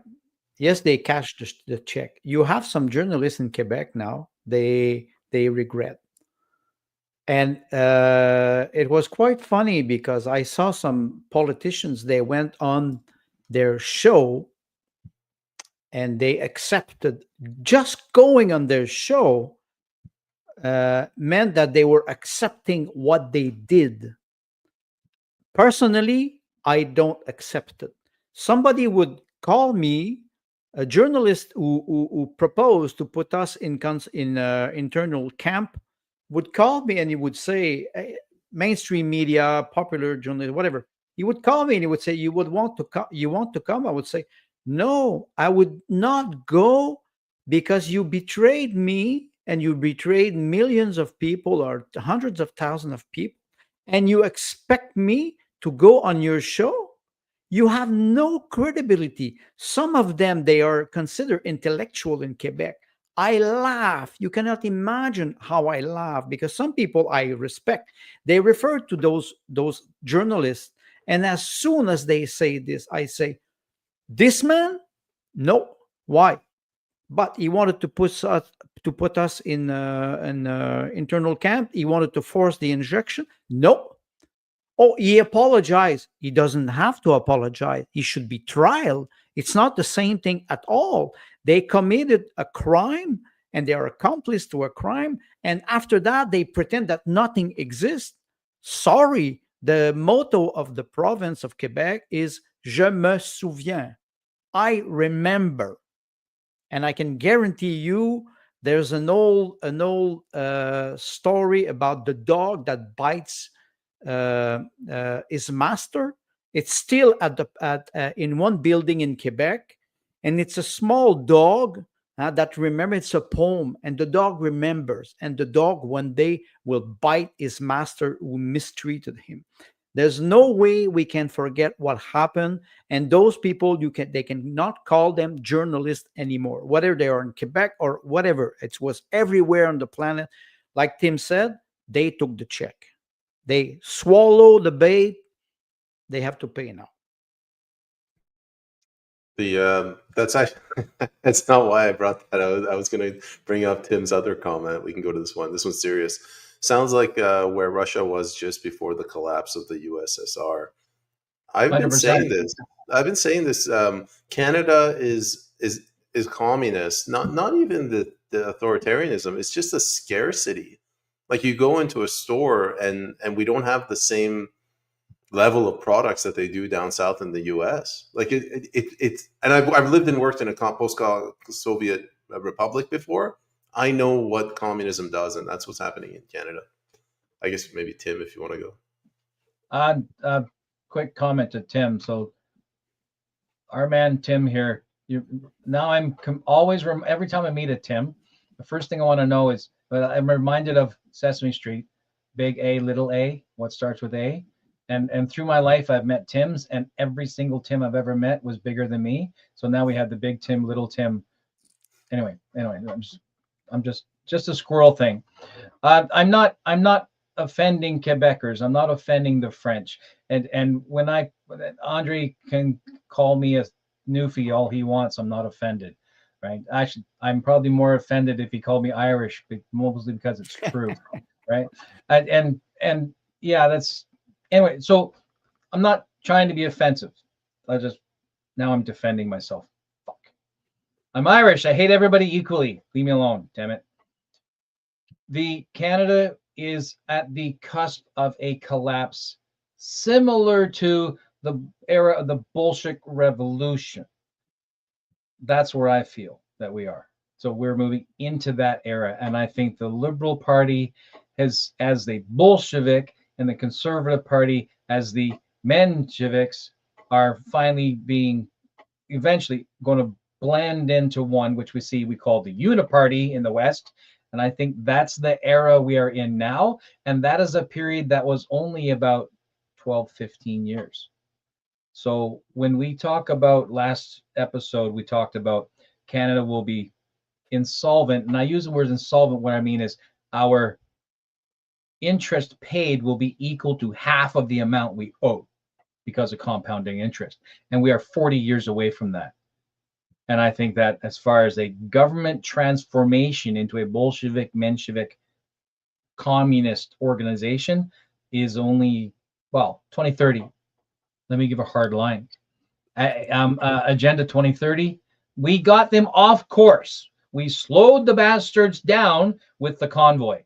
Maybe stripped a few, pushed them back a couple of years, but now they got everything back on track again, right? So with this, to me, this apocalyptic moment in the future, I'm mindful that, going back to journalism again, our right-wing media not only do you have the opportunity to talk about an Overton window that is not here yet, and that's called the Make Work Project. There's your business model. We're going to talk about an Overton window that hasn't come yet, 2030, right? As opposed to the emergency that's right in front of us that tomorrow will be behind, because the government loves to move the goalposts.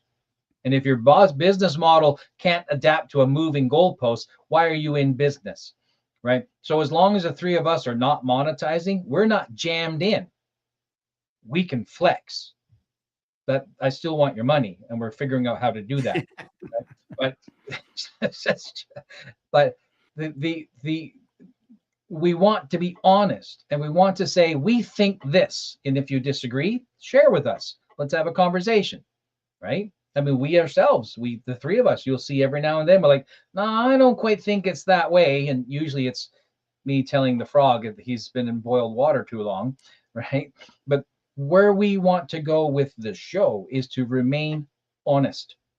And if we see something that we think that mainstream has intentionally not shared, or right-wing media has missed, or alternative media is not discussing, or you're not hearing on X, or you're not hearing it on et cetera, then we want to bring that to light, not to teach you, but to give you more ammo, right? To add arrows to your quiver.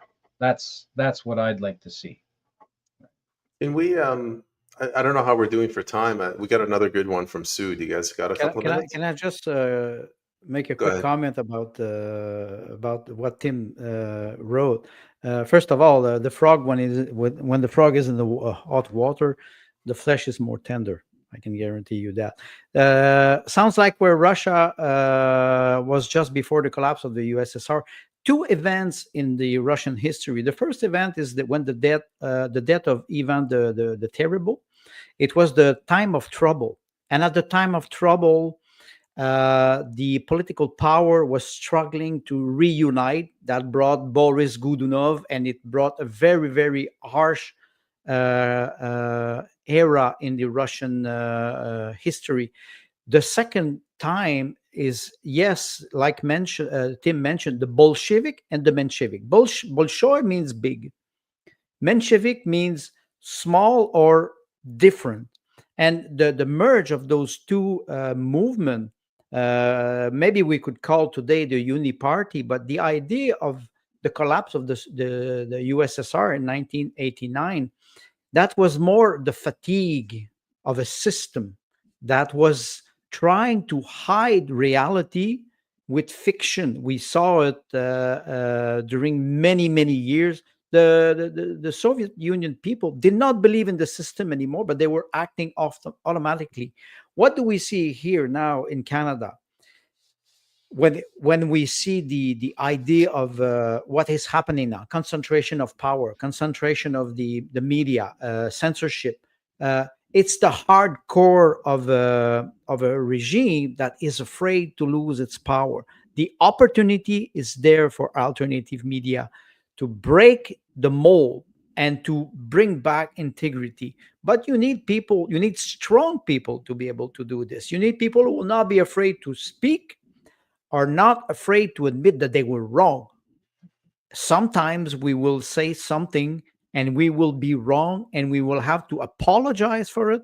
And that is something that the mainstream media never does. They never do this. Why?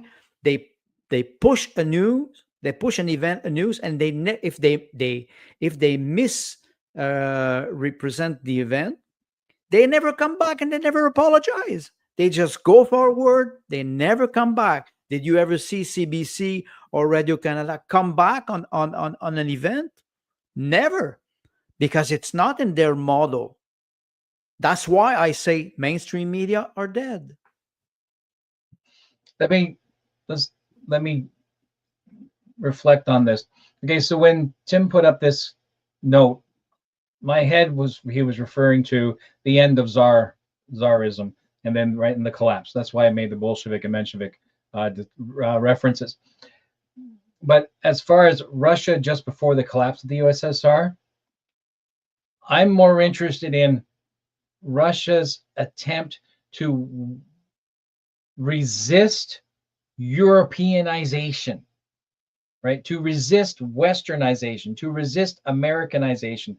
The moment those walls came down, Coca-Cola and Levi's were everywhere inside Russia. So perestroika, what was the other one? Perestroika and Glasnost. thank you, Glasnost. glasnost, right? So these two national policies, international relationships, completely threw open the iron gates. Once an iron curtain becomes an iron gate, threw the gates open, and the West flooded in. And before you know it, the satellite countries are, I'm out of here and I'm taking my piece of pie, because like Balaam and Balak's, slut trading whores conned all the satellite nations away to go to Americanized and a Europeanized model. Right or wrong, this is what happened. They were conned away. They were lured away, right? And so I think that everything that we've seen in Russia since then is consistently it's trying to regain its Russianness. It's trying. It's not Right? trying. Right? They're succeeding. Well, it's taken 40 years. Well, of course, Right? but 2029 will be 40 years the since acceleration, 1949. since 2022 is phenomenal. And I don't say that Russia has they don't have problem. They do have a problem. No, they don't. I'm just referring as a historical event, right? And 40 years is basically 2 generations these days. Desperate to return to its Russian roots, its Russian character. And Europe always had its teeth bared to Russia. Always. They never liked each other. They never really trusted each other. And so be it. Could you really trust the British Crown? Right. Well, it's well, up until about 10 years ago, I would have said, yes, I trust the British Crown. And I would have distrusted the Russian bear. And now, to varying degrees, those tables are not turning entirely, because I know Russia's still, dangerous, and I know that they still take the bear is right? big. The bear is still a bear, right? You want to swallow the bear. Right? Yeah. So, and you mentioned the acceleration at 2020. I think the acceleration started 2014 when NATO installed Zelensky and his cronies, right, into the Ukraine government, because NATO was busy getting his fingers as close to the Russian border as humanly possible. So that to me, that's a major trigger for putting your foot on the throttle at that point, and Russia having to respond very obviously and on an international scale in order to maintain its personal interests. That actually is an interesting thing to talk about maybe at another time, was how the American media dealt with that, right? How the Western media dealt with that. We're talking about media, then maybe we have an opportunity. It's a bit off where our vector, but we could certainly talk about 2014 to 2020 and what American and Western media was doing to paint Russia into a corner, right? That would be an interesting conversation, because I know that Western media, the right-wing stuff and the alternate stuff, they didn't. The only people on the right that since 2014 that have been talking about Russia are the friggin' televangelists and the prophets, because there's money in that. Well, I could have talked about it, but nobody was listening. So, well, I'm not going to repeat what you guys said, but I am I muted? No, I'm not going to repeat what you guys said, but you're right. I'll just add. I think they wanted to completely break apart Russia through Yeltsin, and the only thing that held it together was Putin, and he's done a remarkable job fighting their version of the deep state. Well, let's talk about 1 minute. Gorbachev and Boris Yeltsin. I know the personal story of Boris Yeltsin, who was a completely alcoholic. But just thinking about the project of dismembering Russia, it's a project that is in the file since the 17th century. This is not new. When you really go back in the with the Lithuanian Empire and the Polish Empire and the Empire, the Russian Empire and the British Empire, or the Austro-Hungarian Empire. It was already there. They always try to dismantle Russia, because Russia is a civilization in itself. It is not just a country. And that's why they I would call them the elite, the globalist, whatever you want. They don't like opposition. So I think we will see how the event will unfold in 2026. That would be interesting. I'm just doing honorable mentions here. Well, no, Tim just mentioned Clyde do something. I remember he showed up in my feed very early 21-ish, not during the convoy, but before, so 21-ish, and he was relevant, and he was right, and he was very Canadian, not just in his physical, the theater of his background and what he wore and whatnot, which was clever, right? But he was relevant, and what he said was useful. And once the Overton window of the crisis had passed, suspended, but the moment, because fatigue sets in. You mentioned fatigue earlier, right? The fatigue sets in, and what you realize is the Overton window that you just spent the last 3 months hanging on to has moved on, and you can't adapt. And I think Clyde do something, and many others like him realized the only way to remain relevant would be to shift your audience. So he swapped his audience to Conservative Party audience, right? So those hangers on from the right who were non-political, a lot of them are just not, they don't vote, right? The do not vote class, right? At hanging on, and now they're in conflict with him. And it's those who he lost trust from are the ones who he fights against now. But this is a beast of his own creation. Why did he swing over to that way? Because when you go from a carpenter's salary to him with what, 200,000-300,000 followers, that's a bit of money, right? So, and we always outspend our budget, right? So, and like I said, you cash the check, right? This is your bed, you make it, you lie in it. And then after you people start throwing tens and hundreds of thousands of dollars at us, I'm going to make sure that it's a really comfortable bed because I have to lie in it. Well, that's Dr. Faust and Mephistopheles. Huh? You make a deal with the devil. I don't know if I can comment quickly on Clyde and Zoltan. Clyde do something, believe it or not. I did an interview with him, and he's a libertarian. He's not an anarcho-capitalist, but he's a libertarian. And then when the election happened, because everybody got scared, don't split the vote, many of the podcasters got co-opted by the Conservative Party. So he was very much in the conservative camp, and he was very hostile or very critical of the People's Party and the supporters of the People's Party.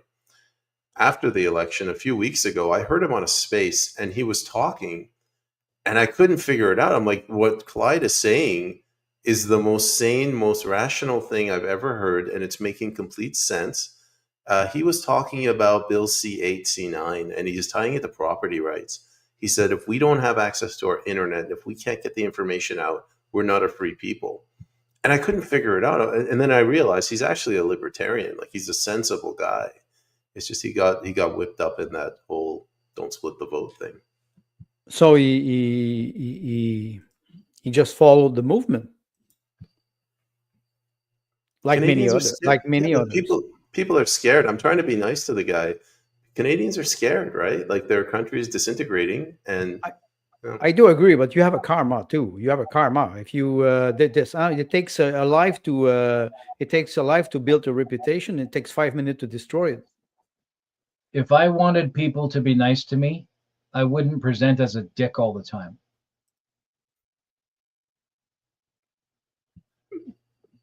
Right? What's that line? I'd rather be respected and feared than loved. You know why? Because I have 4 adult children that I'm leaving this country to. I have a new granddaughter that I'm leaving this country to. I have a widowed mother. My father was a guardsman. Canadian Guard with the military. He is one of 4 color party to deliver the maple leaf flag to every legislation across Canada back in 1965. He served with honor and distinction with the Peace Corps over in Cyprus and whatnot, and changing of the guard at the Parliament Hill, which I remember when I was 2 and 3 and 4 years old. That, I'm not referring to the era, but the people in Canada in that era, regardless of the garbage and insidiousness of what was above them, were honorable men and women who believed in a nation that had standards and integrity, and the Canada that was a traditional Christian valued structure, and we believed in it. And that is what makes it true, because they lived like it. Nowadays, when right nuts want to tear apart that generation and shred them and say, oh, boomers, this and boom, and all this, you can fuck right off. Because what you're doing is you're sensationalizing the puppeteers and not respecting the men and women who lived in it. And my hope is that journalistic integrity does not resort to splitting Canadians apart based on what is acceptable now and judging the past by today's new moral code, because that always goes badly. This is interesting what you're meaning. A different kind of. I wasn't really trying to rant in that direction, but when you piss on my Canada, I get mad. Well, right? you just I'm an ideologue for my country and what it once upon a time believed in, and I would like to retain that because it was honorable. You just said something important. Judging the past with present values. Strangely, you said you believed in Canada. I'm from Quebec, and I never believed in Canada until 2022, until the Freedom Convoy, and I started to tell it's like you're on a trajectory. You're going down, and I'm going. You're going down. I'm going up, and we met at a point, where historic point, where we were asking the same question: what is Canada? But with different background. I can talk about the French Canadian history. You can talk about the Newfoundland history. Payment could talk about the history of a young man, a little boy who arrived from Iran, and it is perception, or is Canada, his idea of Canada. And we met. Then strangely, we ask the same hard question today. We do the job of journalists who do not do this job. What is Canada, and what do we want as a country? A free country. Is Canada free? No. Do we want to free ourselves? Yes. How do we do it? We have to unite, and we have to be able to debate, discuss, and disagree. And if there's an event that has to be covered by a journalist, it has to be covered with integrity. If it is not covered with integrity, it becomes a business model. And this is where I look at, national media like the CBC. Those systems should be dismantled completely. We talk about free market. There's no free market. There's no free market in information. Not now. It's going to make some honorable mentions. Dale Richardson says time for some action. Just to be clear, he's a legislative guy. Legal action is what he means. He's JP right. Berg, bravo, gentlemen, get mad. It's time. I can't whitewash that. It is what it is. Peggy says, in my opinion, the media has always been owned.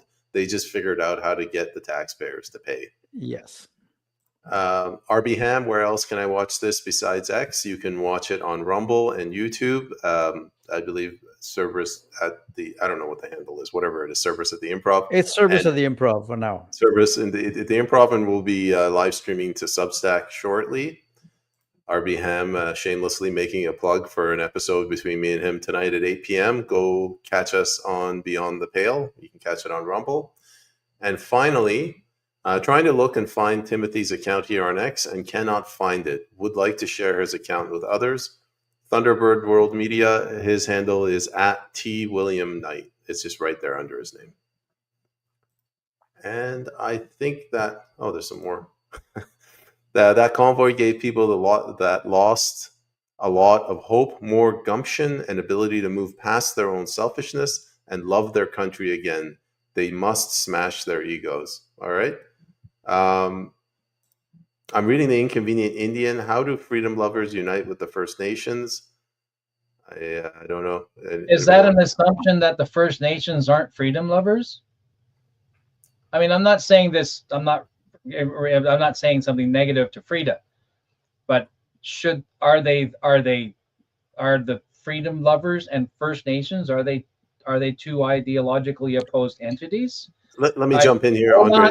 Wait, the two of you want to get in right away. Let's talk about the FN, right? Once again, this is a program of division, right? That's my take on it. So how do we unite with them? We ignore the brand and we talk to the person. Go ahead, Andre. No, go ahead, Payman. It's your turn. I was just going to come to her defense. I think when Frida, I get what you're saying, Tim, but in her defense, she can't respond. When she says freedom lovers, it's like when we say, how do Canadians unite with First Nations, even though they are Canadians? She means the three of us, people who, right of center and supporters of the Freedom Convoy, I assume. Go ahead, Andre. Well, I will have to quote Michael Jones when he's talking about Nick Fuentes in the United States, or he's talking about some Jewish like the ADL who attack him all the time, and he says, "I'm not angry with you, and I don't hate you." And I think if we go back to the First Nation, I will say that's an advice for First Nation people, Indigenous people. Look at your leaders, because they receive billions of dollars of subsidiarities for decades, and you still have some communities who don't have running water. Who is really responsible? White Canadian, Black Canadian, French Canadian, English Canadian, or Indian Canadian, or Greek, or Russian, or Ukrainian, or your leader? Your leader. Sometimes I cross in reserve and I tell myself, this is a third world country. So how to unite with indigenous people? Follow people who tell the truth. We can talk about what happened in Kamloops. That's quite interesting, because why I was saying mainstream media never apologized. They provided false information about the graves. Nothing was discovered, and they never apologized. So stop bullshitting other people. Watch your leader, union leader, tribe leaders, government, MPs, MLAs. Those people are responsible. Let's be honest today. It is not just about reconciliation. There will be no reconciliation in Canada if people fight against each other and do not identify the real enemy. The oligarchy, the corporation, the MLA, the MPs, they're all there for their benefit. End of the ramp. I had a quote Star Trek. There can be no peace while Kirk lives. What is that? The Wrath of Khan? No, I think it's from The Undiscovered Country. My point is, while there is a leadership that will not respect the people, there will not be progress, right? And as Frida properly pointed out, we will continue to be referring to people as freedom lovers, or First Nations, or Muslims, or Indians, or temporary foreign workers, or Quebecers, or Albertans, or right wing, these like the Greeks who desperately wanted to label everything.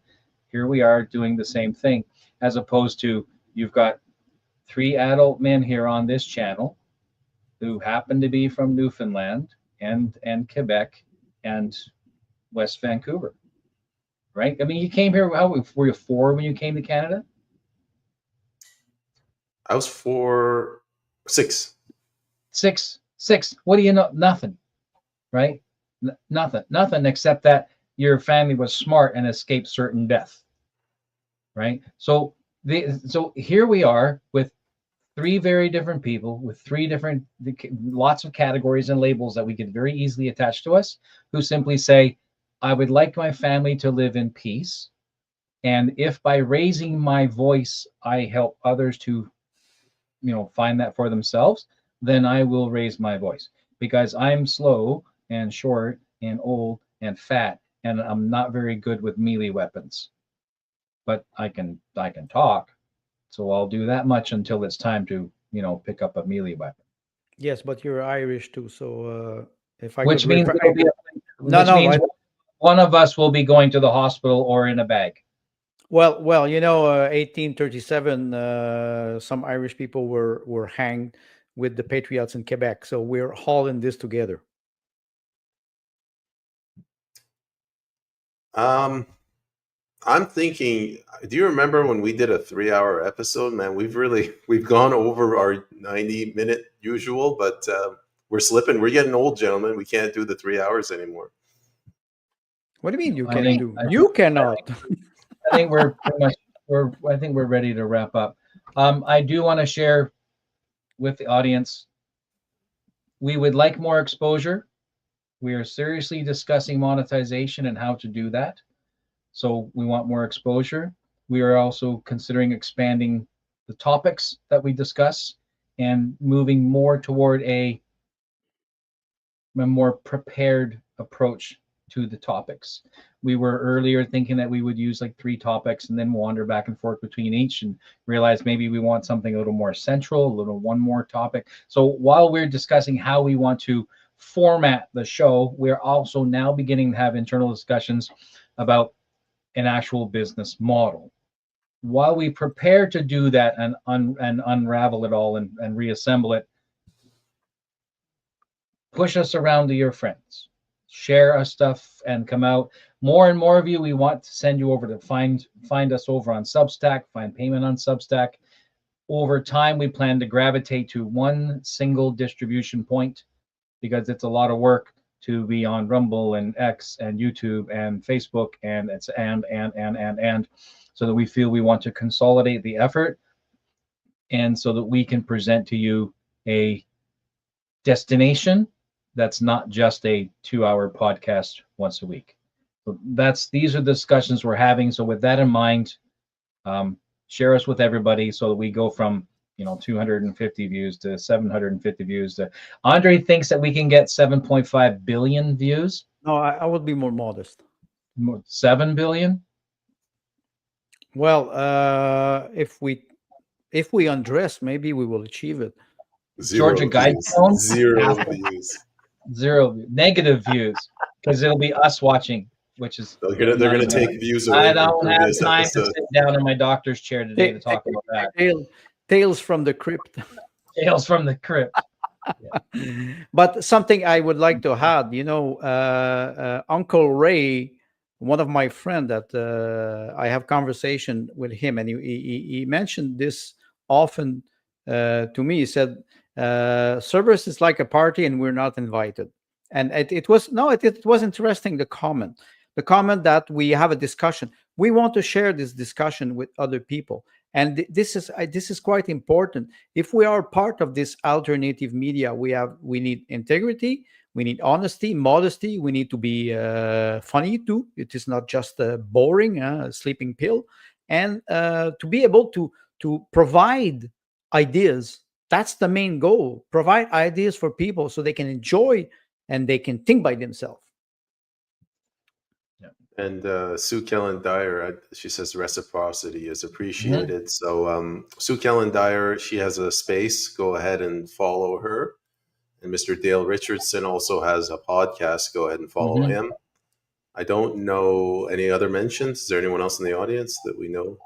JB and Freedom Convo. Oh yeah. Yeah. Where is he? Who's JB? Do you mean JT? No, sorry, RB. Oh well, I already did a plug for RB, Beyond the Pale. And here we go. The Freedom Conversation podcast. Yeah, there's Freedom Convo. He's remarkably good and very fresh. He's authentic. I like it. And John Paul. Yeah. JP Berg is another one. Semper Veritas. All right, guys. I guess that's it. The Remanded. There he is. Where is he? Right at the He's bottom. here? Yeah. He doesn't have a podcast, but go ahead and give him a follow. He's doing remarkable things and support his election integrity initiatives. Yeah. He's kind of like Rorschach. I won't say anything. Sorry, I was just reading the comments. Yeah. So I guess God damn it. Yeah. So the Remanded came on my show. 50K. 50,000. No, it wasn't the episode. It was the post of the episode. But 50,000 impressions for a Payment of Scurry podcast? Man, that if I make $1 million, I'll give half of it to you. Remanded. Okay, fine. We'll give him a raise. We'll give him a raise. We are witness to that. Yeah. No. I'm giving him my half, not you guys. That's what I understood. I don't know, man. I think you need to keep some palms greased over here. Well, obviously it's half. Really, I mean, the two of us, we make you look good. Like, really. It's half of the profits. I spend nearly $300,000 a year just on the StreamYard license. So we subtract that, and whatever's left over, I'll give half to Remanded. You sound like a liberal now. All right. Tax credit. So now it's going to be Cerberus the Cartel. The cartel, yeah. The cartel at the Improv. Right. Okay, as usual, we're drifting, so we're gonna bring the episode to a close. Join us next week, same time, same channel. Hopefully, we'll also be on Substack. And big thank you to my co-hosts and to everyone in the audience. Take care. Good night.